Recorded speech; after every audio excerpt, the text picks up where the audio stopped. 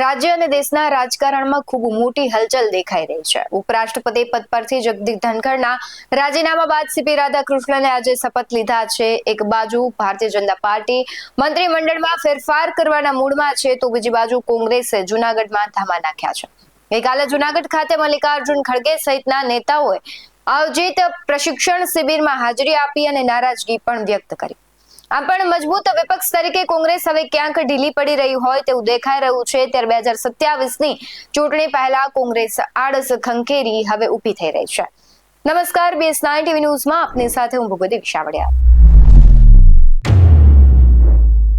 ગુજરાત કોંગ્રેસમાંથી શક્તિસિંહ ગોહિલે ગુજરાત કોંગ્રેસ પ્રદેશ અધ્યક્ષમાંથી રાજીનામું આપ્યું। ત્યારબાદ અમિત ચાવડાને પ્રદેશ અધ્યક્ષ તરીકે જવાબદારી સોંપવામાં આવી।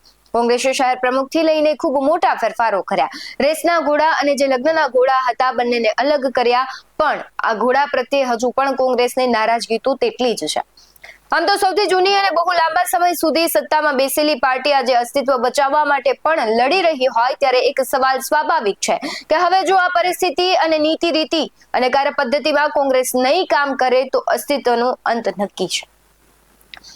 આગામી 2027ની ચૂંટણીને લઈને કોંગ્રેસ હવે જાગૃત અવસ્થામાં આવી કામે લાગી ગઈ છે। ત્યારે છેલ્લા ઘણા સમયથી સતત રાહુલ ગાંધી ગુજરાતના પ્રવાસે છે।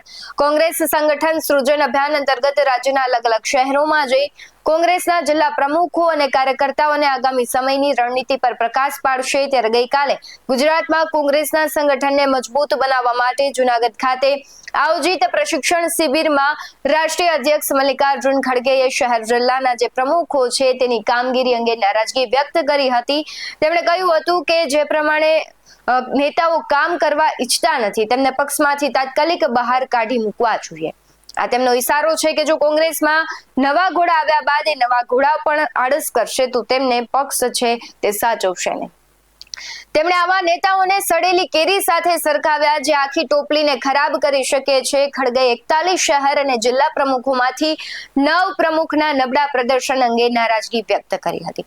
તેમણે પરફોર્મન્સ સુધારવા માટે 90 દિવસનું અલ્ટિમેટમ આપ્યું છે। જો તેઓ આ સમયગાળામાં કામગીરીમાં સુધારો નહીં કરે તો તેમને પદ પરથી હટાવી દેવામાં આવશે તેવી ચેતવણી તેમણે આપી છે।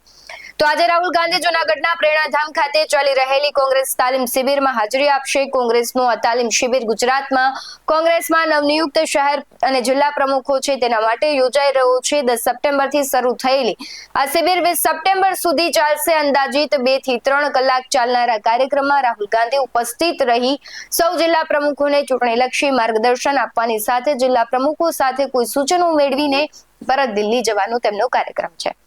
પણ આ બધાની વચ્ચે એક મહત્વનો સવાલ એ છે કે શું કોંગ્રેસ ફરી બેઠી થઈ શકશે?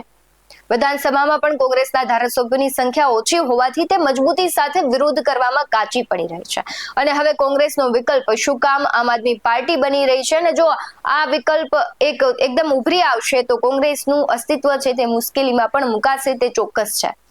હવે કોંગ્રેસને માત્ર ભાજપ સાથે જ લડવાનું નથી, પરંતુ આમ આદમી પાર્ટી પણ ક્યાંક ને ક્યાંક તેની સામે હવે મુશ્કેલી રૂપે સાબિત થશે તેવું લાગી રહ્યું છે। પણ હવે આ બે મોટા પડકારો તેમની સામે ઊભા થયા છે। આ પડકારોમાં ભારતીય જનતા પાર્ટી અને આમ આદમી પાર્ટી સામે કોંગ્રેસ કેટલી મજબૂતી સાથે લડશે તે જોવાનું રહ્યું।